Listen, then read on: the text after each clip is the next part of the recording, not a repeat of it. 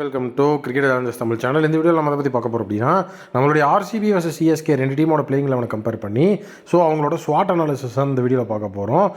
Strength, weakness, opportunity and thread அப்படின்னு சொல்லி தான் இந்த இடத்துல நம்ம கொண்டு வந்திருக்கோம். த்ரெட்ஸும் ரொம்ப இம்பார்ட்டன்ட். அதனால தான் ஸ்வாட் அனாலிசிஸ் அப்படின்னு இதை மேக் பண்ணியிருக்கிறோம். ஃபஸ்ட்டு ஆர்சிபியோட ஸ்ட்ரென்த்தை பொறுத்த வரைக்கும் அவங்களுடைய டாப் ஆர்டர் அப்படிங்கிறது உண்மையாகவே செம ஸ்ட்ரென்த்தாக இருக்குது. விராட் கோலி, ஃபில் சால் டோட்டலி ஓப்பனிங்கில் ஒரு பயங்கரமான விஷயத்தில் ஈடுபட்டு கலக்கிட்டு இருக்காங்க. லியாம் லிவிங்ஸ்டனும் உள்ள ஆட் ஆகும்போது அவங்களுடைய அந்த எக்ஸ்ப்ளோசிவ் பேட்டிங் ஆர்டர் அப்படிங்கிறது தெரியுது. டாப் ஆர்டர் அப்படிங்கிறதுல கோலி, சால்ட், அதுக்கப்புறம் டேவிட் படிக்கல் உள்ள வருவார். டேவிட் படிக்கல் ஒரு ஃபார்மர் ஆர்சிபி பிளேயர் அப்படிங்கிறதுனால கண்டிப்பாக அவருமே கொஞ்சம் சின்ன எட்ஜோட தான் இருக்கிறாரு. நெக்ஸ்ட் பார்த்தீங்கன்னா மிடில் ஆர்டர் அப்படிங்கிறது எக்ஸ்ப்ளோசிவ் பேட்டர்ஸை கொண்டு இருக்குது. Like Liam Livingstone, Tim David and Jitesh Sharma. Totally பார்த்தீங்கன்னா இது நல்ல ஒரு எக்ஸ்ப்ளோசிவான மிடில் ஆர்டர் அப்படின்னு தான் நம்ம சொல்லி ஆகணும். அதே நேரம் பேஸ் அட்டாக் அப்படிங்கிறது உண்மையாக சூப்பராக இருக்குது.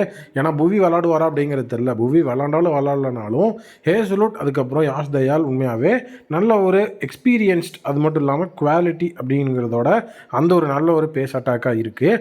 இவங்களுக்கு எதெல்லாம் அந்த இடத்துல ஸ்ட்ரென்த்தாக இருக்கோ அதுலேயே குட்டி குட்டி வீக்னஸும் இருக்குது. ஏன்னா வீக்னஸை பொறுத்த வரைக்கும் ஒரு ப்ராப்பர் ஃபினிஷர் அங்கே இல்லை அப்படிங்கிற மாதிரி தான் இருக்குது. டிம் டேவிட்டுக்கு அப்பார்ட் பார்த்தீங்கன்னா ஒரு ப்ராப்பர் ஃபினிஷர் இல்லை. குருணால் பாண்டியாவெல்லாம் எடுத்துகிட்டு வந்தீங்கன்னா அவர் பெரிய லெவலில் மேட்சஸ் எல்லாம் முடிச்சு கொடுத்ததில்லை அப்படிங்கிற விஷயம் இருக்குது. அதே நேரம் பவுலிங் அட்டாக் அப்படிங்கிறது பார்க்கும்போது புவி இல்லாதனால ஜாஸ் ஹேசல்வுட்டை ரொம்ப அதிகமாக டிபெண்ட் பண்ணி இருக்கிறாங்க அப்படிங்கிற ஒரு விஷயம் இருக்குது. ஏன்னா ஸ்பின் பெரிய லெவலில் எஃபெக்டிவாக இல்லைன்னு தெரியும். அதே நேரம் லாஸ்ட் மேட்ச்சில் அதாவது ஐபிஎல்லோட ஓப்பனிங் மேட்ச்சில் குருணால் பாண்டியா 3 விக்கெட் எடுத்துட்டதுனால அது ஒரு பெரிய லெவலில் நமக்கு தெரியல. அதுவும் பார்த்திங்கன்னா நம்ம பார்த்துக்கணும். அடுத்தது இந்தியன் ஆல்ரவுண்டர்ஸ் அப்படிங்கிற அந்த ஒரு விஷயத்தை பார்க்கும்போது ஒரு சின்ன ஒரு லெவலில் கன்சிஸ்டன்சியை பார்த்திங்கன்னா ஒரு பெரிய லெவலில் கன்சிஸ்டன்ட் இல்லாமல் இருக்கக்கூடிய இந்தியன் ஆல்ரவுண்டர்ஸ் அங்கே இருக்கிறாங்க.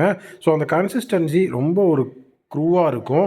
அது ஒரு பெரிய விஷயமா இருக்குது. அது இப்போ பார்த்திங்கன்னா நம்ம சிஎஸ்கேவோட ஸ்ட்ரென்த் அண்ட் வீக்னஸுக்கு போவோம்.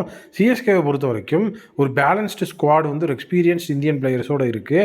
சாலிட் ஆல்ரவுண்டர்ஸ் வச்சுருக்கிறாங்க. ஜடேஜா, அஸ்வின், அதுக்கப்புறம் பார்த்திங்கன்னா சாம் கரன் அப்படின்னு சொல்லி.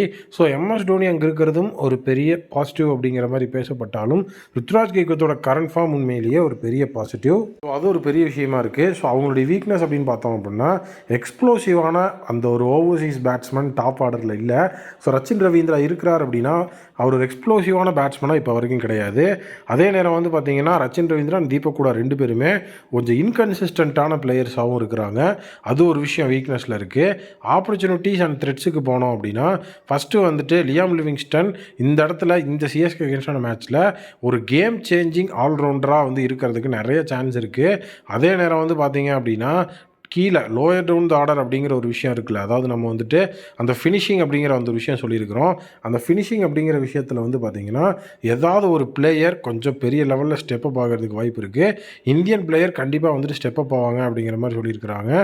த்ரெட்ஸை பொறுத்த வரைக்கும் ஆர்சிபிக்கு கோலி அண்ட் சால்ட் ஃபெயில்ட் ஆனாங்க அப்படின்னா ஆர்சிபியோட பேட்டிங் கொலாப்ஸ் ஆகிறதுக்கு நிறைய சான்சஸ் இருக்குது. நம்மளுடைய விராட் கோலி, ஃபில் சால்ட் 2 பேருமே பெர்ஃபார்ம் பண்ணி ஆகணும். ஃபாரின் பிளேயர்ஸ் மேலே ஓவர் ரிலையன்ஸாக இருக்கிறாங்க. அவங்க கண்டிப்பாக பெர்ஃபார்ம் பண்ணி ஆகணுங்கிற விஷயம் இருக்குது. அதையும் நம்ம பார்க்கணும்.